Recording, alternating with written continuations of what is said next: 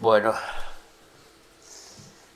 fácil de entender, difícil de explicar. Hoy llegamos a la última de las 7 iglesias. Y el Señor está en la puerta afuera.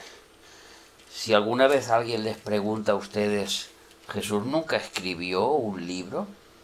Porque Mateo escribió, Marcos escribió, Lucas escribió 2, el apóstol Pablo escribió 13, el apóstol Pedro escribió sus dos cartas, el apóstol Juan escribió Juan, Apocalipsis y las 3 cartas de Juan.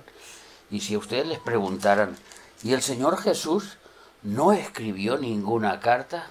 Pues el Señor Jesús escribió 7 cartas, una a cada iglesia.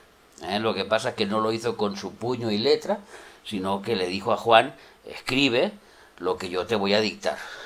Como hizo Pedro con Marcos, el Evangelio de Marcos, escrito por Marcos, pero dictado por Pedro. Entonces las 7 cartas son las 7 cartas que escribió Jesús, de su boca, personalmente, a las 7 iglesias.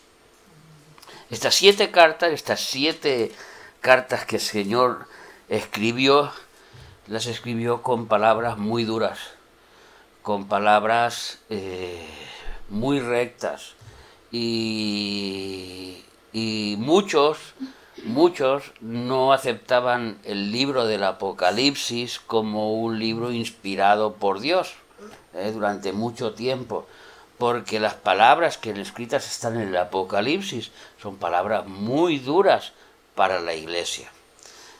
Cuando el Señor ha mostrado todo su amor comprando cada uno de nosotros por el precio más caro que se puede comprar, que es el precio de la sangre del Creador del universo.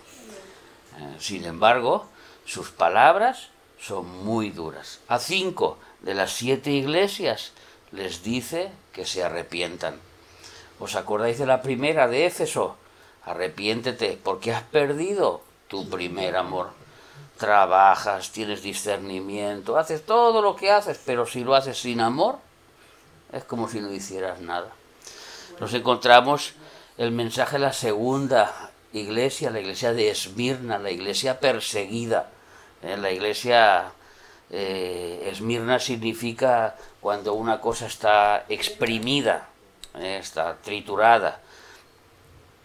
El mensaje de Pérgamo, ya empieza un mensaje muy duro, donde Pérgamo es la primera iglesia que dejó entrar a falsas doctrinas dentro de la iglesia, sobre todo las doctrinas económicas, donde los pastores se vendían por dinero. Ahí tenemos la doctrina de Balaam, ¿os acordáis? Todo eso ya lo expliqué. El mensaje de Tiatira, la última que hemos hablado, bueno, la anterior, que tuvimos muchas conferencias, una iglesia llena de herejías, una iglesia donde Jesús les tuvo que decir, estáis muertos, aparentáis vivos, pero estáis muertos, estáis completamente muertos en vuestros delitos y pecados. Perdona, esa es la de Sardis, perdón.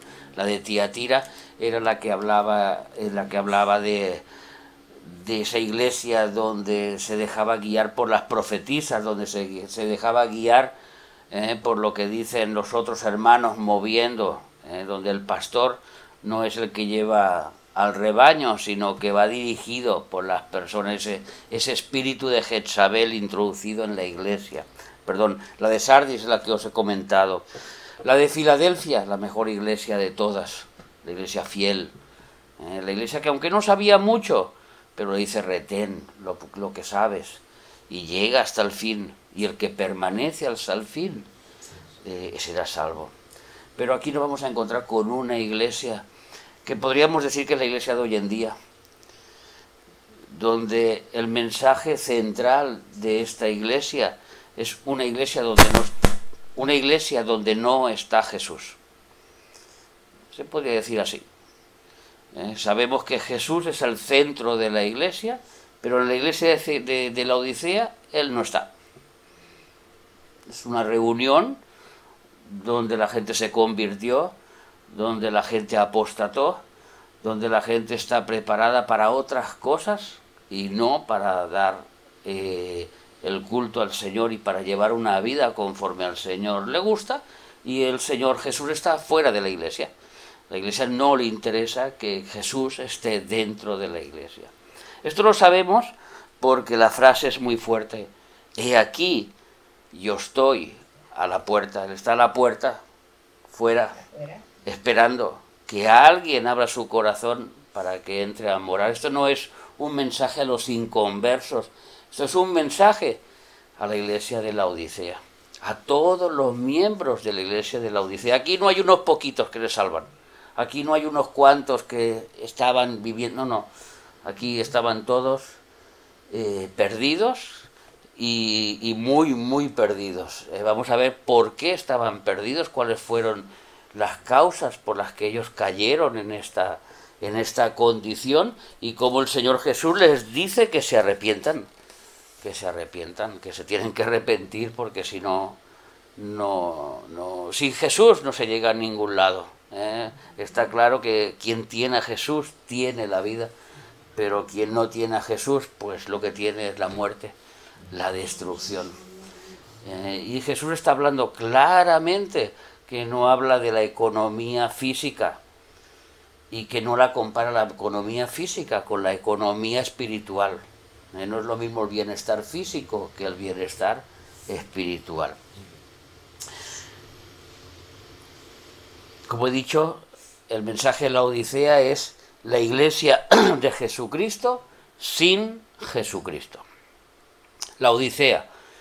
La Odisea era una ciudad en Turquía, igual que las otras 6 iglesias que la acompañan, que su significado quiere decir la voluntad del pueblo. Es una iglesia donde se hacía la voluntad de todo el pueblo. O sea, para que el pueblo estuviese feliz, se hacía todo lo que se quería para que ese pueblo estuviese feliz. Entonces, esta ciudad era una ciudad muy, muy rica. Básicamente por 3 cosas. Fue el primer lugar donde se comercializó con dinero. Los préstamos surgen de la Odisea. Hasta ese momento no se había comercializado todavía el dejar dinero a cambio de una comisión. Esto surge en la Odisea. Luego tenían un comercio de lana muy exquisito, porque tenían una lana preciosa con un color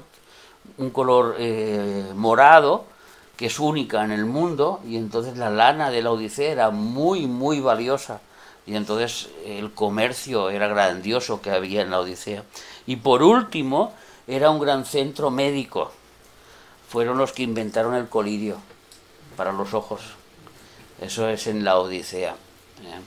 Vemos que estas frases luego Jesús se las va a nombrar una por una, porque ellos se sustentaban en su economía, en su riqueza, en lo bendecido que eran, pero la verdad es que espiritualmente no tenían ni a Jesús.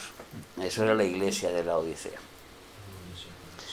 Esta ciudad tenía un problema grave de agua. Esta ciudad tenía un manantial de agua propio para abastecer a la ciudad, pero era un agua termal que venía muy turbia, muy, como si dijera, llena de barro, y luego estaba tibia. No era un agua caliente o fría, sino era un agua tibia.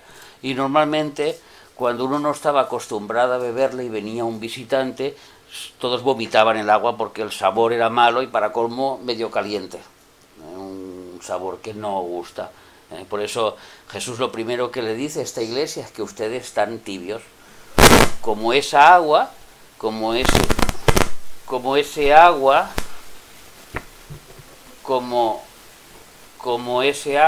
que es tibio y que hace vomitar a aquellos que lo beben. Vamos a empezar porque Jesús se presenta de una forma única, de una forma muy clara a esta iglesia, y les quiere dar a entender que Él es el Dios Todopoderoso, que aunque ellos estén sin Él no pueden hacer nada de nada. No se puede existir sin Él. Hemos leído ese versículo de Romanos 11:36, por Él, mediante Él y para Él son todas las cosas. Escribe al ángel de la iglesia en Laodicea: he aquí el amén. ¿Cuántas veces decimos amén? ¿Amén? Amén. ¿Cuántas veces decimos amén? Hasta cuando no tenemos que decirlo, decimos amén. Hasta cuando el pastor dice, digan amén, y todo el mundo dice amén, pero no sabe por qué, pero todo el mundo dice amén. Pues bueno, la palabra amén es una expresión que significa certeza y veracidad, dignas de confianza. Cuando tú dices amén a una frase que ha podido decir cualquier persona, y tú le dices amén, es que tú tienes certeza y tienes veracidad y mucha confianza que lo que se ha dicho es así, es verdad. Esta frase sale del Antiguo Testamento en Isaías 65 y versículo 16. ¿Os acordáis que hemos dicho que el Apocalipsis es el libro donde refleja todo el Antiguo Testamento? Frase por frase lo vamos encontrando en el Antiguo Testamento. Isaías 65, 16.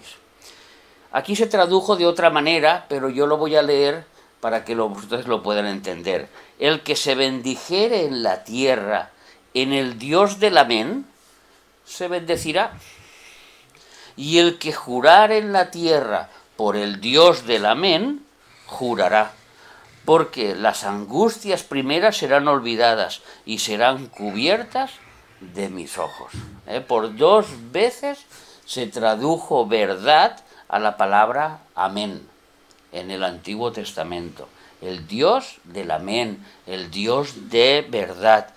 Por eso vuelvo a repetir que todas las promesas en Jesús tienen veracidad y son dignas de confianza de su ejecución.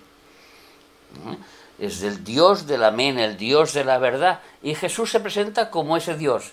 Yo soy el amén. Dice así, he aquí el amén.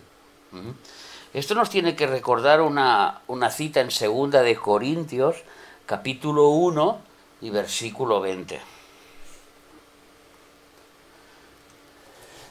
2 de Corintios, capítulo 1 y versículo 20. Porque todas las promesas de Dios son en Él sí y en Él amén. Son promesas que tienen certeza y veracidad dignas de confianza por medio de nosotros para la gloria de Dios.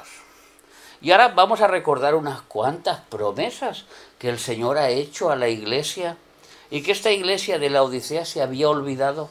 Por eso les presenta, yo soy el amén, es por mí que una promesa se va a cumplir. La verdad está en Cristo, no está en otro lugar. Vamos a ver Filipenses, capítulo 4 y versículo 19.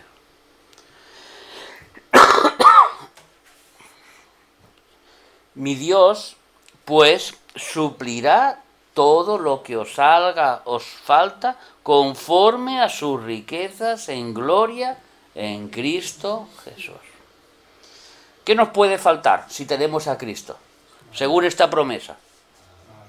No nos puede faltar nada, porque mi Dios suplirá todo lo que os falta conforme a sus riquezas en gloria en Cristo Jesús.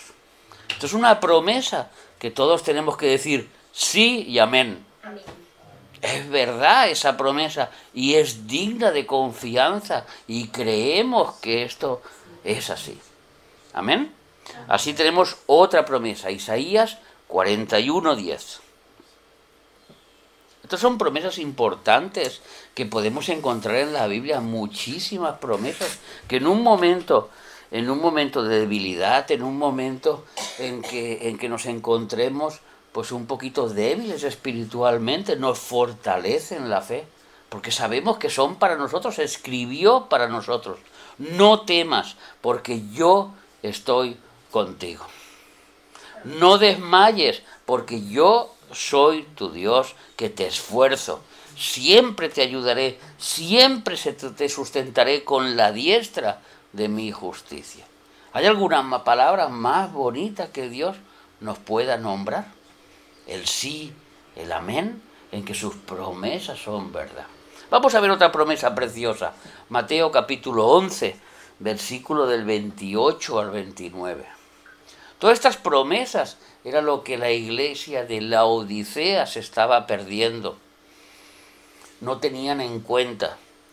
Llevad mi yugo sobre vosotros y aprended de mí, que soy manso y humilde de corazón, y hallaréis descanso para vuestras almas. Esto no es un descanso físico, esto es un descanso que va más allá del físico. El de poder dormir tranquilo, el de poder vivir confiado, porque mi yugo es fácil y ligera mi carga. Juan 14, 27.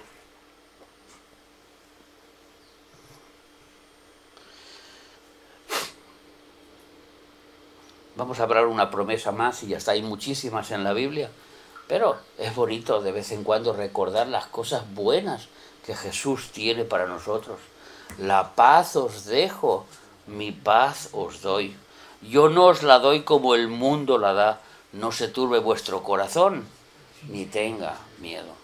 Delante de estas palabras, el miedo queda disipado, desaparece, porque la paz inunda todo nuestro corazón. Y por último, Hebreos 13, versículos del 5 al 6. Esta promesa es preciosa y además explicada por el mismo escritor de Hebreos, el apóstol Pablo. Sean vuestras costumbres sin avaricia. Nosotros no tenemos que ser ávaros.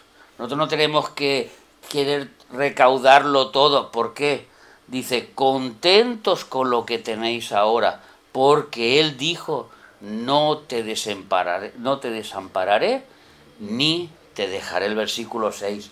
De manera que podemos decir confiadamente, el Señor es mi ayudador, no temeré lo que pueda hacer el hombre.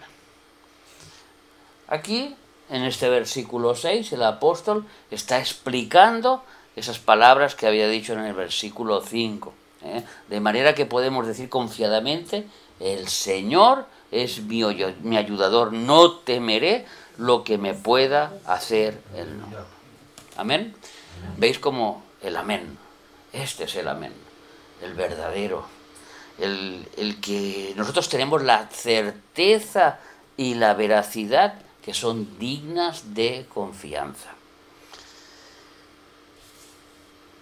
Escribe al ángel de la iglesia de Laodicea aquí el amén, el testigo fiel y verdadero, el principio de la creación de Dios, dice esto. Vamos a buscar en Deuteronomio capítulo 19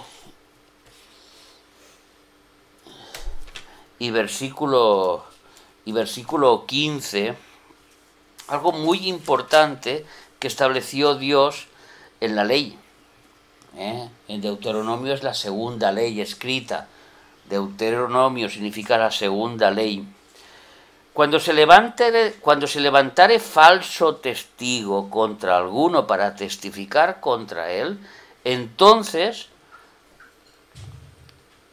los dos litigantes se presentarán delante de Jehová y delante de los sacerdotes y de los jueces que hubieren aquellos días. Y los jueces inquirirán bien si aquel testigo resultare falso y hubiere acusado falsamente a su hermano. Entonces haréis a él como él pensó hacer a su hermano, y quitarás el mal del medio de él. La palabra que me he equivocado de versículo, lo siento mucho, pero va parecido a esto, es que cuando en el Antiguo Testamento se tenía que acusar a alguien, era imprescindible que fueran dos testigos mínimos. La palabra de uno no sirve. Tienen que ser dos testigos. ¿Por qué? Porque un testigo, lo que ha dicho aquí, puede levantar falso juramento, puede hablar mal de sus hermanos, pero 2 testigos ya es más difícil. Por eso cuando Jesús se denomina el testigo fiel, él está representándose a él y al Padre. Acordaros que él siempre dijo que se iba al Padre, que el Padre estaba en él y él estaba en el Padre. No confundamos con la herejía del modalismo. La herejía del modalismo que ya surgió en el siglo I, donde decían que el Padre se convertía en la persona que fuera necesaria según el momento que fuera necesario. Se podía ser el modalismo, es porque el Padre se convertía en el Hijo o el Padre se convertía en el Espíritu según las circunstancias. No, aquí no estamos hablando de modalismo. Aquí estamos hablando de que Jesús está en el Padre y el Padre está en Jesús. Es un Dios dividido en 3 personas. Y cada uno está completo en sí mismo. Pero es de esta forma. Muy bien, esta es la palabra. Por dicho de 2 o de 3 testigos morirá el que hubiera de morir. Amén. Yo me había equivocado con el 19:15 y es el 17:6. Y cuando habla del verdadero, ya le hemos hablado esto, de yo soy la verdad. Juan 14:6, donde Jesús dice yo soy el camino, yo soy la verdad y yo soy la vida. No es una de tantas verdades que hay en este mundo, una de tantas verdades que uno quiere optar, sino que es la única, la verdad, la que nos puede conducir al cielo. Dijimos, ¿os acordáis? Que es el andar en el cristianismo, esa verdad. El que anda en la verdad es el que camina en el camino y es el que llega al objetivo.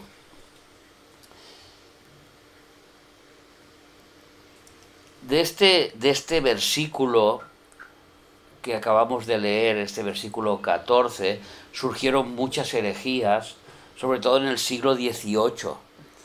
¿Os acordáis de los testigos de Jehová, los mormones, más adelante también los adventistas del séptimo día? Se basan en este versículo para decir que Jesús es un Dios menor o una creación de Dios.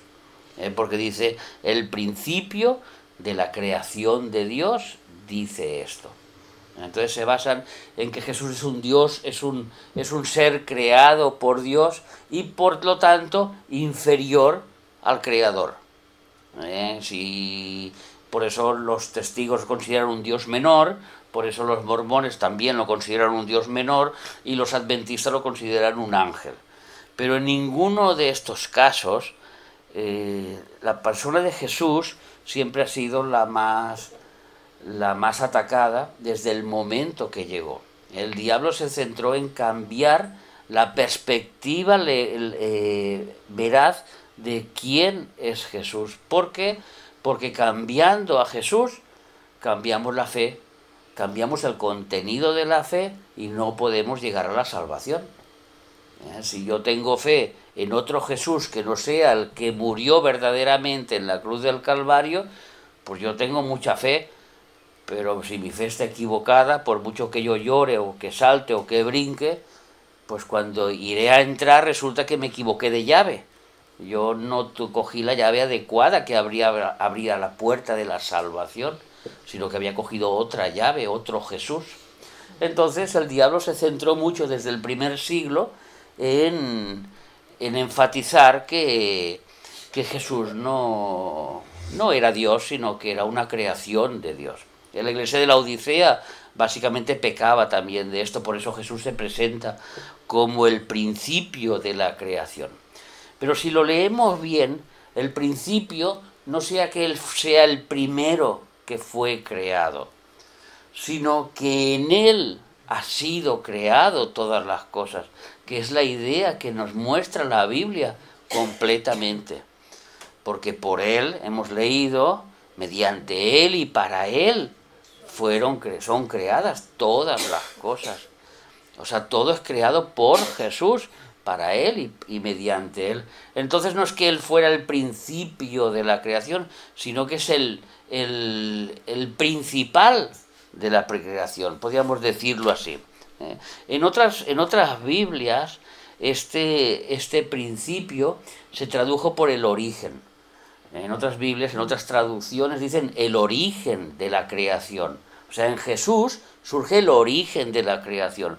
De otra manera, si no existiera Jesús, no hubiera habido creación. Eso es lo que está diciendo, el principio de la creación, el origen de la creación. No que fuera el creado, sino que en él surge el origen de la creación. Recordemos que vamos a leer dos versículos que nos van a reforzar esta idea y lo vamos a entender enseguida. Colosenses 1:16 y Hebreos 1:3. Estas dos lecturas nos van a acompañar esta idea, lo vamos a entender enseguida. Porque en Él fueron creadas todas las cosas. No es que Él fue creado y después se crearon todas, no, es que fue creado en Él. Él es el origen de la creación, es la sustancia. Las que hay en los cielos y las que hay en la tierra, visibles e invisibles, sean tronos, sean dominios, sean principados, sean potestades. Todo fue creado por medio de Él y para Él. ¿Está clarísimo? Aquí no existe el que Jesús fue creado por Dios y luego Jesús creó, sino que todo fue creado por Jesús, como la persona principal. Unos versículos antes, ahí en Colosenses, nos dice, porque Él es la imagen del Dios invisible. Él es la imagen. Vamos a leer en Hebreos capítulo 1 y versículo 3.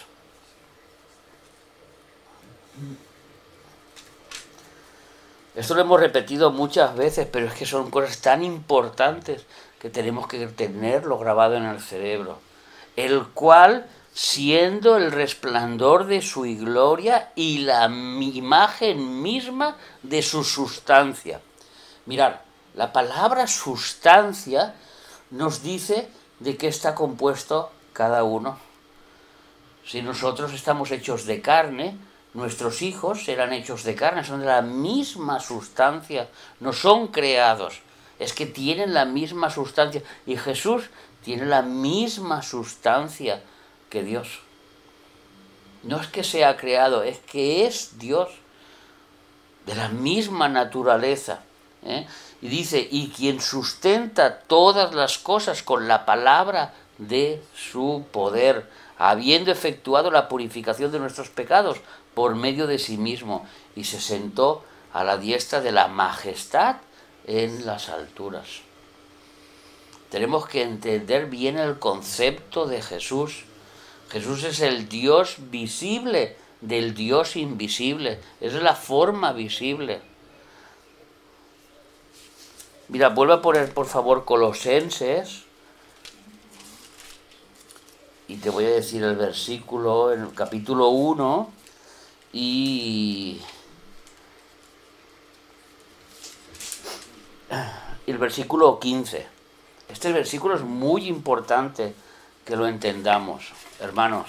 Él es la imagen del Dios invisible, el primogénito de toda la creación. No es que sea el primero, porque nosotros tenemos la idea de primogénito cuando tenemos un hijo, es el primer hijo, sino que es el único, es único en su género, único en su gen.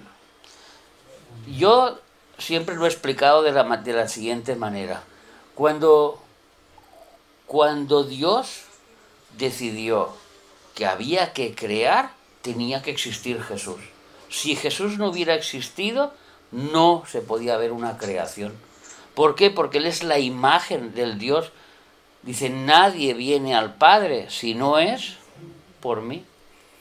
Nadie hubiéramos llegado a Dios si no es por medio de Jesucristo. Al Padre nadie lo ha visto jamás. El unigénito Hijo de Dios, Él lo ha dado a conocer, el que está en el seno del Padre. Ahí Juan lo está explicando claramente. Esa idea de que Jesús es el centro de todo. Y es el cómo llegar al Padre a través de Jesús. No es creado, sino que es creador. Pero tiene que existir para que nosotros podamos llegar al Dios, al concepto de Dios. Dios es espíritu. Dios Padre es un espíritu puro, está en todos los lugares, es espíritu puro. Si tú le coges a un pez que está en el mar y le dices que el agua, por ejemplo, es Dios, estoy rodeado por Dios, el agua es Dios en el aspecto de que es el espíritu puro. Si nosotros dijéramos que el aire sería Dios, estamos rodeados por todos los lados de aire. Da lo mismo que estemos en la China, que estemos en América, que estemos en España, el aire nos rodea. Ese es el concepto del espíritu puro de Dios. Él está en todos los lugares, su mano está en todos los lugares, sus ojos están en todos los lugares. Por eso a Dios no lo vio nunca jamás. Pero este Dios se hizo cercano para la creación. Por eso era imprescindible que existiera Jesús para la creación. No que fue creado para crear una creación, no. Es que porque Él existía, existió luego una creación. Si no, no hubiera existido. ¿Amén? Amén. Espero que entendáis bien estos conceptos que son muy importantes. Uy, las palabras de Jesús. Ya empiezan las palabras de Jesús. Yo conozco tus obras. ¿Cómo llegamos a Jesús? Por fe.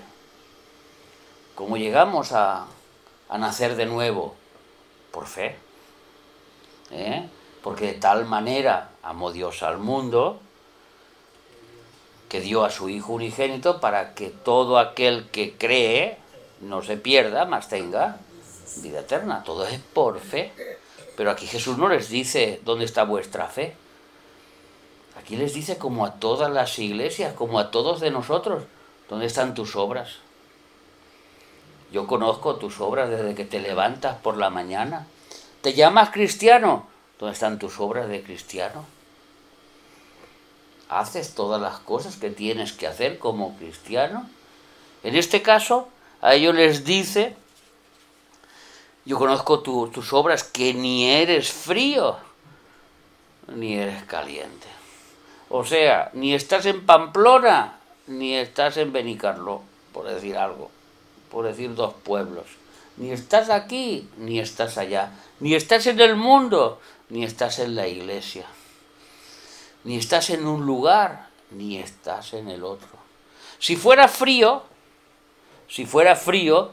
pues el Espíritu Santo te podría redarguir de pecado y te podrías volver a convertir, o te podrías convertir en ese momento. El Espíritu Santo te calentaría. Si fueras caliente, pues tendrías el calor del Espíritu Santo en ti, pero no eres ni frío ni caliente. O sea, en pocas palabras, has dejado enfriar el calor del Espíritu Santo, pero continúas viniendo a la iglesia y haciendo todo lo que hace ese grupo, que luego veremos lo que hacen, ese grupo de la Odisea, que Jesús estaba fuera, ellos no estaban dentro, no era una iglesia cristocéntrica, era una iglesia que tenían otro centro que no era Jesús. Pero esa gente seguían viniendo a la iglesia. ¿Habían perdido el Espíritu Santo? Sí, pero seguían viniendo a la iglesia. ¿Alababan al Señor? Sí, gritaban y cantaban. Pero habían perdido el calor del Espíritu Santo, lo habían dejado enfriar. No apaguéis al Espíritu Santo, no contristéis al Espíritu Santo. En la Biblia hubo un matrimonio que se no es la palabra. La palabra es que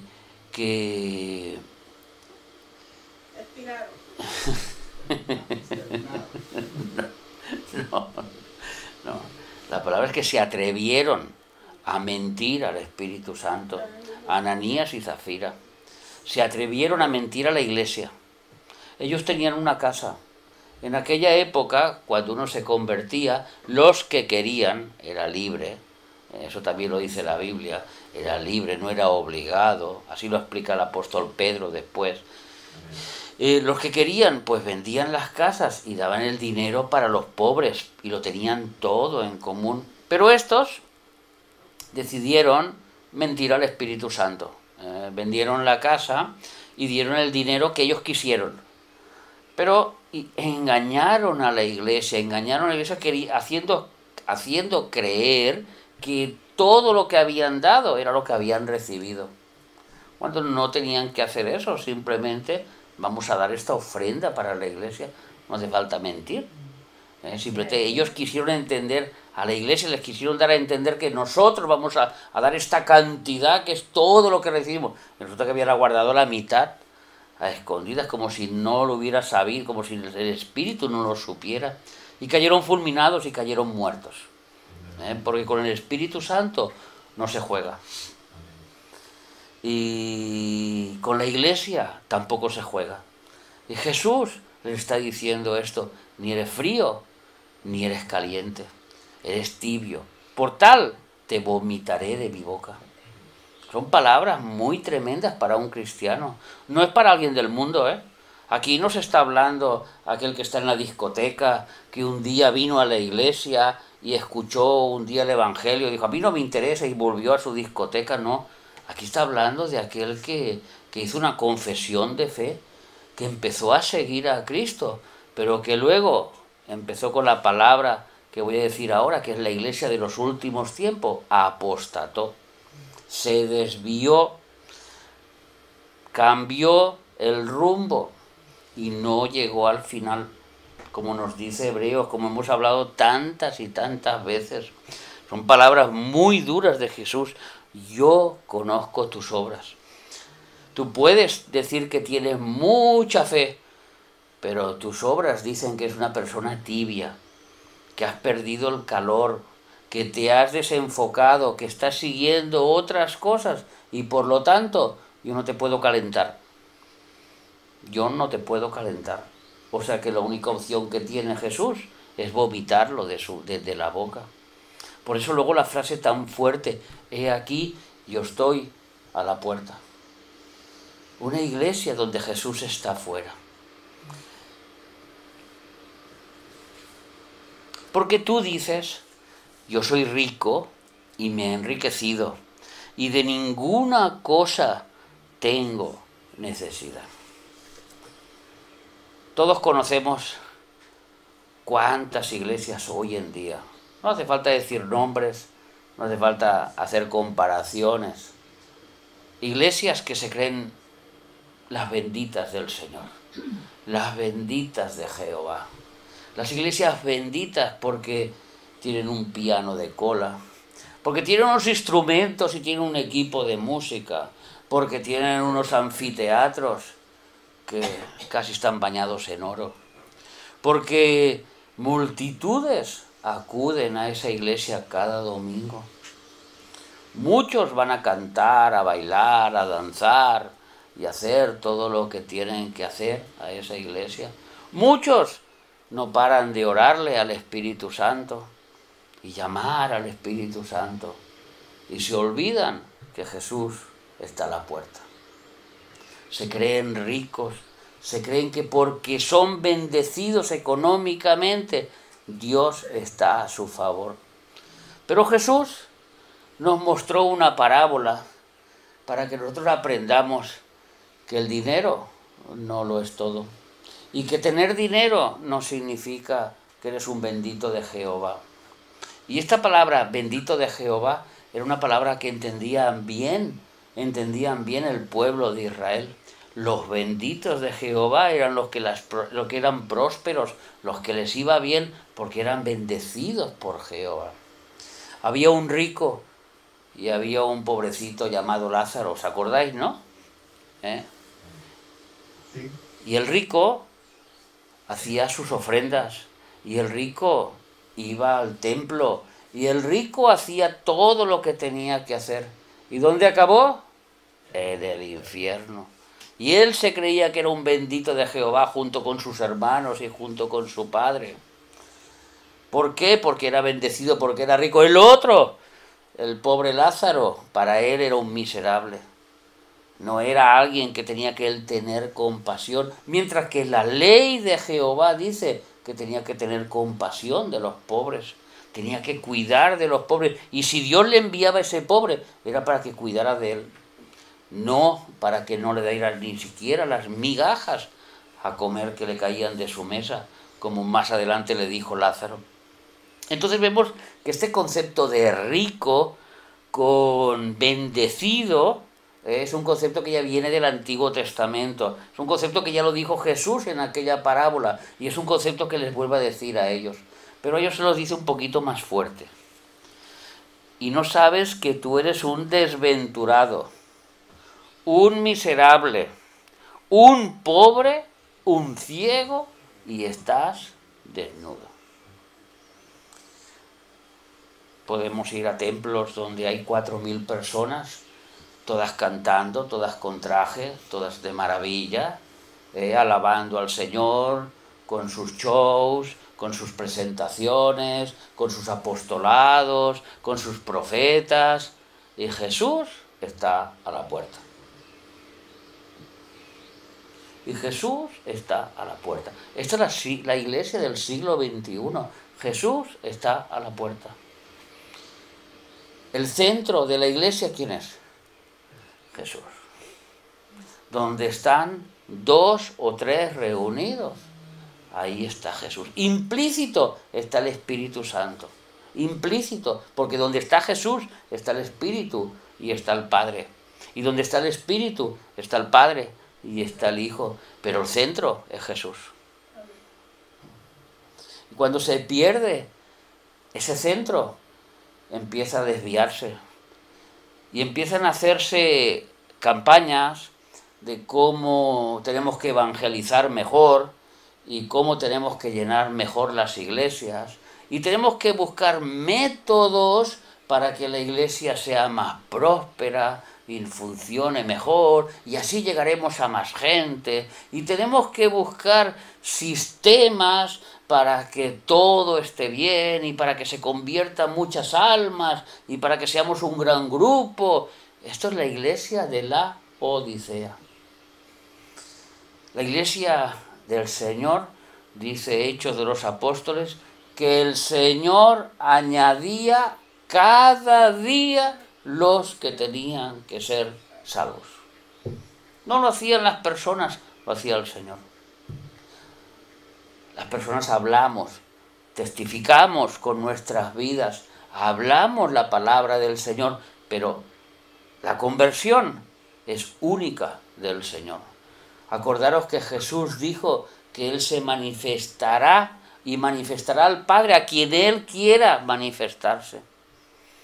No es un propósito del hombre llenar una iglesia. No es con métodos humanos llenar una iglesia.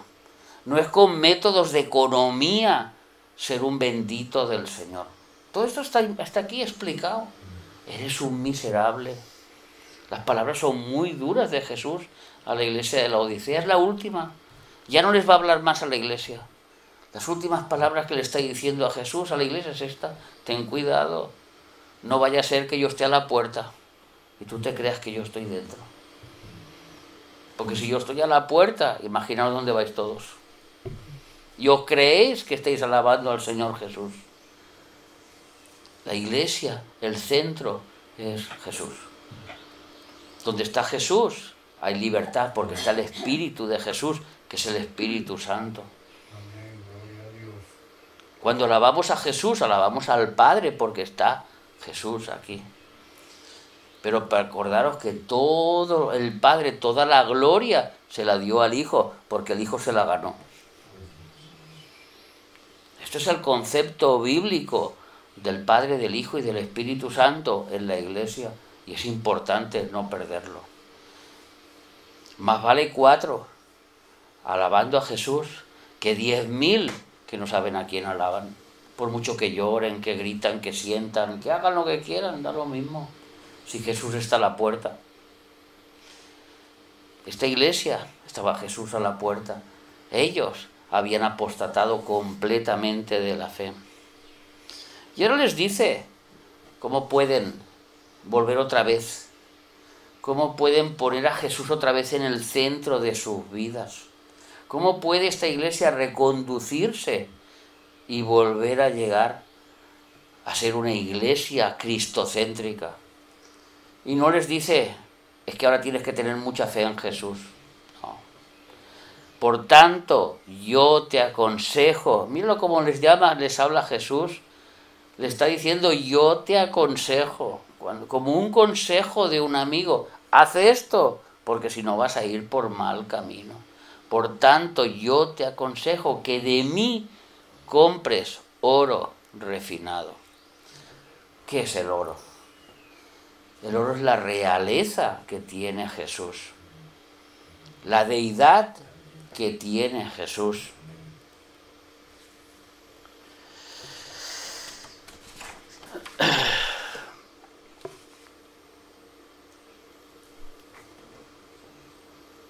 Primera de Pedro, capítulo 1 y versículos 6 y 7. Vamos a ver este oro, cómo lo podemos desglosar en dos cositas que podemos tener. Una es la fe, en lo cual vosotros, dice, os alegráis, aunque ahora, por un poco de tiempo, si es necesario, tengáis que ser afligidos en diversas pruebas. Le dice la Iglesia, tenéis que ser afligidos, tenéis que ser perseguidos, la gente del mundo se burla de vosotros, vuestros familiares os tienen un poquito apartados porque eres cristiano. Continuamos. Para que sometida a prueba vuestra fe, mucho más preciosa que el oro, el cual, aunque perecedero se prueba con fuego, sea hallada en alabanza, gloria y honra cuando sea manifestado Jesucristo. ¿Qué es lo que está diciendo Jesús cuando dice compra oro? Vuelve a tener esa fe genuina que mueve las montañas. No fe de milagros, fe transformadora, fe de confianza, donde el dinero que te rodea no tiene nada que ver con la fe, donde tu sustento no viene del dinero, sino que viene de Dios. Por eso dice, yo soy el sí, yo soy el amén. ¿Qué hemos leído de las promesas? ¿Cuántas promesas? No te dejaré, no te desampararé, yo soy tu sustento. No es la economía tu sustento, es Jesús tu sustento. Vuelve a tener fe en Jesús, en las cosas que Jesús puede hacer por ti diariamente. Es lo que le está diciendo Jesús. Y esa fe tiene que ser probada. Pero claro, donde hay dinero es difícil tener fe. Es difícil tener fe. Por eso Jesús le dijo al rico, cuán difícil es que entre un rico en el reino de los cielos. Porque su fe está puesta en la economía, como la iglesia de la Odisea. Son pobres espiritualmente, ellos se creen ricos, se creen benditos del Señor. Pero realmente son desventurados. Tienen que comprar fe, tienen que comprar oro de Jesús. La segunda parte de este oro se podría decir que es el amor verdadero, el amor manifiesto. Vamos a leer en Mateo capítulo 6 y versículo 19, una parábola que todos conocemos de memoria y que luego lo vamos a complementar con 1 de Corintios 3. No os hagáis tesoros en la tierra, donde la polilla y el orín corrompe y donde ladrones minan y hurtan, sino haceros tesoros en el cielo. Cuando tú amas a tu hermano, estás haciendo un tesoro en el cielo. Cuando tú estás dando un vaso de agua a un pobre, tú estás haciendo un tesoro en el cielo. Cuando tú estás predicando el evangelio, estás haciendo un tesoro en el cielo. No es lo interesante, lo importante el tesoro que vas a tener en la tierra, sino los tesoros que tú tienes guardados en el cielo. Y donde ladrones no minan ni hurtan. ¿Por qué he dicho que es con amor que se hace estos tesoros? Porque lo vamos a leer ahora en primero, sí, porque donde está vuestro tesoro, allí estará también vuestro corazón. 1 de Corintios 3, versículos del 13 al 17. nos va a decir claramente estos tesoros de que van. Y dice, la obra de cada uno se hará manifiesta, porque el día la declarará, pues por el fuego será revelada, y la obra de cada uno, cual sea, el fuego la probará. ¿Os imagináis a estos de la Odisea? Hacemos un paréntesis aquí, y es que no se puede poner nombres, pero recuerdo un cantante cristiano que pertenece a una de estas mega iglesias, gigantescas iglesias, de este movimiento que hay en la actualidad, tan grande en el mundo cristiano, donde cogió cáncer. Llegó el día de la prueba. Profetas, profetisas, pastores, apóstoles, yo creo que hasta querubines, algún arcángel, todo el mundo oró, profetizó, le declaró, y el Señor se lo llevó. El día de la prueba. Era un bendito de Jehová, el dinero le salía por las orejas. No estaba sufriendo para comer, para pasar a final de mes. No tenía problemas de ningún tipo. Las butacas de la iglesia son butacas de las guays. Los instrumentos de música, de los que valen mucho dinero. Todo lo que revuelva la iglesia, un gran negocio. Pero llegó el día de la prueba. Y no la superó. No hace falta decir nombres, todos sabemos de quién estamos hablando. Y no lo pongo como ejemplo malo, sino como un ejemplo de que todos hemos vivido, que ha pasado así. Así que las obras que nosotros hagamos los tesoros en los cielos, donde, aunque venga la prueba, nosotros gozosos, Señor, nos vamos, que ahí tengo yo mi tesorito. Ahí yo he hecho mi rinconcito allá arriba, lo de aquí todo se va a quedar, todo no sirve para nada. Si permaneciere la obra de alguno que sobreedificó, recibirá recompensa. Continuamos. Si la obra de alguno se quemare, él sufrirá pérdida, si bien él mismo será salvo, aunque así como por fuego. Aquí se está hablando de que dentro de las obras que uno haga para el Señor, es posible que uno pues ha hecho cosas que no tenía que hacer. Y de ahí lo único que va a hacer es quemarse. No va a hacer nada, como hemos dicho de este señor, de este hermano que esperamos que esté en la presencia del Señor, porque él confesó, cantaba, alababa para el Señor, pero todas las demás se le quedaron ahí quemaditas. Ahí se le quedaron quemaditas. Porque luego dice un versículo muy importante aquí, el versículo 16. ¿No sabéis que sois templos de Dios y que el Espíritu de Dios mora en vosotros? Estos no son de la Odisea, Estos no está a la puerta, está dentro. Ese no está a la puerta esperando entrar, no está fuera de la iglesia, está dentro. Los que han hecho tesoros en el cielo. Continuamos. Y cuidadito, si alguno destruyere el templo de Dios, Dios le destruirá a él. Es la misma idea que la Odisea. La misma. Tú te puedes enfriar, y puedes jugar, que tranquilo, que si tú destruyes tu templo, que es del Espíritu Santo, apagas al Espíritu Santo y lo echas fuera, tranquilo que Dios vendrá y te destruirá. Eso puede estar segurísimo. Es lo que está diciendo aquí. Porque el templo de Dios, el cual sois vosotros, santo es. Entonces vemos que tenemos que tener una fe genuina en el Señor Jesucristo, de las que mueve montañas, porque confiamos en Él, no porque nosotros tengamos el poder para hacer las cosas, sino porque nuestra confianza está en Él. Cuando el apóstol Pedro le dijo, aumentanos la fe, se pensaba que Jesús le diría, sí, venid aquí, que os impondré las manos y vais a tener fe. No, les dijo, si tuvierais fe, así de pequeñita, pero buena, todo lo que pidierais el Señor os lo dará. Así que no es aumentar la fe, es tener la fe a la línea adecuada al Señor Jesús. Amén. Y el amor manifiesto en hacer las cosas con amor. Por ejemplo, y esto de hacer manifiesto el amor, se podría decir que es obedecer los mandamientos, ¿no? ¿Qué dijo Jesús? El que me ama,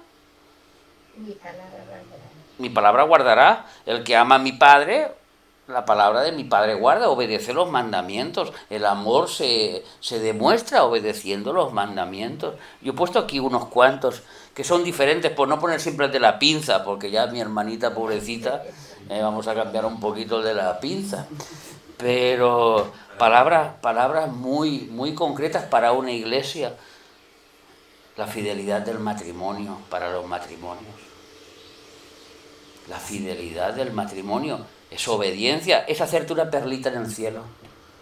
Cuando tú eres fiel a tu esposa, cuando tú eres fiel a tu esposo. Eso es lo que le gusta al Señor, eso es obediencia. Responsabilidad en el hogar. En el hogar hay que tener un sustento, hay que llevar hay que ser responsable con el hogar. ¿Por qué? Porque aquel que no da para el hogar, dice la Biblia en Santiago, que es peor que los impíos y ha negado la fe. Eso es la obediencia. Eso es otra perlita que podemos hacer en el cielo. Ser un buen trabajador con excelencia en el trabajo. No ser el mejor de todos, porque a veces uno a lo mejor no puede ser el mejor, pero dentro de mis posibilidades yo dejo un buen sabor de boca. Yo soy un buen trabajador, aunque sé que se va a acabar, aunque sé que me voy a quedar sin, aunque sea lo que sea. Yo soy cristiano y yo trabajo, como dice el Señor, a los sirvientes, que les dijo: vosotros servid a vuestros amos como si sirvierais al Señor Jesucristo mismo. Y así un cristiano es como trabaja. Y así se hace otra perlita en el cielo. Otro, enseñar el camino del Señor a los hijos. Algo que cuesta mucho, pero hay que hacerlo. Yo sé que cuesta mucho, todos somos padres. Cuesta mucho, pero hay que hacerlo. Una de las palabras más preciosas que ha dicho Dios nunca de un hombre, se la dijo a Abraham. Las palabras más hermosas que dijo Dios a Abraham, dijo: yo sé, dijo Dios, palabras de Dios, yo sé que este hombre Abraham hablará de mí a sus hijos y a su descendencia. Eso yo lo sé. A mí nadie me lo va a decir. Y eso no lo dijo un hombre, ni lo dijo un ángel, lo dijo Dios. Eso es una certeza de que Dios estaba contento de la actitud de Abraham. Yo sé que él hablará a su descendencia de mí. Y nosotros, nuestra obligación es hacerlo. Es nuestra obligación. Las almas las convierte el Señor. Eso recordarlo, no nosotros, Las almas las convierte el Señor. El Espíritu Santo redarguye de pecado, de justicia y de juicio. Y el Señor añade a la iglesia los que tienen que ser salvos cada día. Esa es la idea global del cristianismo bíblico. No es esfuerzo humano, ni esfuerzo económico, ni nada. Nosotros podemos tener nuestras tretas, nuestras cositas, y todos tenemos hijos y todos tenemos pequeños, y cómo atraerlos a la iglesia. Eso son tretitas para atraerlo, pero la conversión la hace el Señor. Eso no es engañar ni hacer nada malo. Yo estaba aquí hablando antes, hablaba de estos grandes pensadores, de que piensan en la iglesia como un negocio, que piensan como la iglesia como un gran centro, donde hay que llenar ese centro de diversión económico para luego hacer dinero, para luego ser unos benditos del Jehová. Lo que yo estaba hablando antes es diferente. Otra idea buena para hacernos un poquito de más de tesoro en el cielo es ser fiel a Dios. Ser fieles a Dios. Tenemos que ser fieles a Dios, porque Él es nuestro Dios. ¿Qué hemos leído hace un momento? Él es nuestro Dios, nosotros somos su pueblo. Eso es hermoso, es una promesa grandísima. Dios nos cuida porque Él es nuestro Dios y nosotros somos su pueblo. Tenemos que ser fieles a Dios. Si tropezamos, pedimos perdón y nos levantamos, pero no tenemos que ser como el Israel del Antiguo Testamento, que se iba detrás de la primera que venía. Detrás del primer predicador que viene, uno se va detrás. Es que habla tan bonito, sí, pero lo que habla realmente es palabra de vida, es palabra de la Biblia. Tenemos que ser fieles a cuidar la doctrina, la buena doctrina, la que nos lleva al cielo, la que nos va a hacer que lleguemos a llegar al final de la meta. Amar a la iglesia y cuidar la iglesia allí donde el Señor nos ha puesto. Seamos 4, 6, 28 o 3000. Pero allí donde el Señor nos ha puesto, cuidar de nuestros hermanos con amor, con armonía. Acordaros lo que dice, haced bien a todos y primeramente a los de la familia de la fe. Esto es obediencia en amor. Compra de mí oro fino, es lo que está diciendo Jesús. Compra de mí oro fino. Por tanto, yo te aconsejo que de mí compres oro refinado en fuego para que seas rico, y vestiduras blancas para vestirte. Todos sabéis lo que son las vestiduras blancas, lo hemos hablado muchas veces, la santidad. Cuando uno mancha las vestiduras, se ha manchado la santidad. Jesús viene a buscar una iglesia sin mancha ni arruga, vestida de blanco, que no tenga ninguna mancha. Jesús es el que nos limpia, su sangre nos deja más blancos que la nieve. Esa santidad es la que tenemos que buscar. Y la santidad, hay dos formas de tener esas vestiduras blancas. Una, no practicar el pecado. Amén. Uno puede tener la tentación y en un momento dado no ser ese trabajador excepcional o ese trabajador con excelencia que nos manda la Biblia, y pues tiene un día que no, las cosas no son así. Y uno no tiene eso, pero uno ve que se ha equivocado y le pide perdón al Señor. Otra cosa es aquel que es un holgazán, y es un holgazán hoy, mañana y pasado, y sigue practicando el pecado. Esas son dos personas diferentes. Uno puede tener un mal día, todos podemos tener un mal día. Pide ayuda al Señor, pide perdón y continuamos para adelante. Pero otra cosa es practicar el pecado. La holgazanería es un pecado para el Señor. No, ¿cuál es nuestra canción? Trabajar y dormir. No. Trabajad y orar.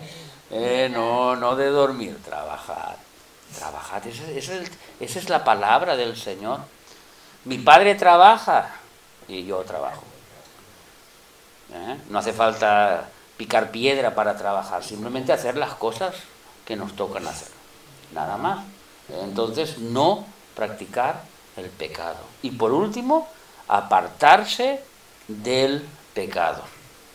Hay dos frases en Primera de Corintios que se lo dice a los maridos, a los hombres, porque de todos los pecados que se puedan ocasionar en este mundo, el peor de todos es la fornicación. El peor de todos porque pecas contra tu cuerpo. Ese es el peor de todos. Hay una enseñanza en José del Antiguo Testamento, hijo de Jacob, que cuando llegó a Egipto y ya era un muchachito, pues que ya era guapo, ya era grande, y se puso a trabajar para Potifar, y la esposa de Potifar, que era una brujilda, pues ella, se pintaba con aquellas pinturas, y le dijo, ahora que se ha ido mi marido, José va a ser para mí. Y José, ¿qué hizo? Huyó. Cuando ella le dijo, ven a mí, ven, acuéstate conmigo, él cogió, huyó y desnudo se fue y todo, que dejó ella le cogió de la ropa y él salió corriendo. Y el apóstol Pablo lo dice con otras palabras: huid de la fornicación. Cuando viene la tentación, sal corriendo. No, porque no eres fuerte. No vas a poder. No, si yo solo voy a hablar y solo yo intentaré convencerla o convencerlo de que sea cristiano, porque no vas a aguantar la tentación. Sal corriendo y ya el Espíritu Santo hará lo que tenga que hacer con él o con ella, pero tú sal corriendo, huid de la fornicación. Eso está en Primera de Corintios, capítulo 6. Y unos capítulos más adelante, en el capítulo 11, dice también otra frase: huid de la idolatría. Todo lo que sea poner a Dios algo delante de Dios es idolatría para Dios. Cuando te vienen esos pensamientos de la economía, del trabajo, de la familia, huid, sal corriendo. Primero es Dios. Primero es Dios, ser fiel a Dios sobre todas las cosas. Por eso, para mantener las vestiduras blancas, 2 consejos: no practicar el pecado. Hasta aquí he llegado, pecado, eso se queda atrás. Ya tengo que superarlo. Ya tengo que superar. Si yo fumaba, tengo que superar el tabaco. Y si no puedo, tengo que pedir ayuda. Y si no, tengo que ayunar. Y si no, tengo que orar más. Algo tengo que hacer, pero ya tengo que salir del pecado. Ya tengo que dejar de practicar el pecado. Y la segunda, huir del pecado. Cuando el pecado se nos acerque, salir corriendo. No es físico. Es mental, es salir de la situación, es salir de ese lugar donde no vamos a ser fuertes y vamos a caer. Por último, un versículo que dice: aquel que se crea que está fuerte, ¿qué? Mira a ver que no caiga. Aquel que se crea que realmente, yo estoy fuerte en el Señor, yo todos los días oro, leo la Biblia, ayuno un día a la semana, voy a la iglesia yo estoy fuerte. Pero ten cuidado no te venga la tía Juanita, que si te viene la tía Juanita en minifalda, no vaya a ser que caigas. Entonces, cada uno atentito, porque cada uno sabemos con los demonios que tenemos que luchar. Cada uno sabemos las peleas que tenemos que pelear. Las peleas que tenemos que pelear. Y tenemos que pelearlas. Ese es el mensaje de la Odisea. Yo estoy a la puerta y llamo. Las palabras de Jesús son muy fuertes. Y por último, unge tus ojos con colirio para que veas. Eso está clarísimo. Está hablando del Espíritu Santo. Que limpies tu mente, que limpies tus ojos y que veas la realidad. No lo que te hacen ver, sino que veas la realidad. Que tú cuando lees la Biblia y la Biblia te dice algo, lo creas. No creas los consejos de las personas. No, es que aquí dice esto, pero no quiere decir esto. A lo mejor quiere decir otra cosa. No. Lo que dice la Biblia es para creerla. Las palabras de Jesús son para creerlas. Un infierno es certeza que existe, es la certeza que existe el infierno. Hay que creerlo. Hay una salvación, es certeza que existe una salvación. Tenemos que alcanzarla, tenemos que llegar a obtenerla. ¿Cómo? Llevando una buena vida, teniendo a Jesús con nosotros.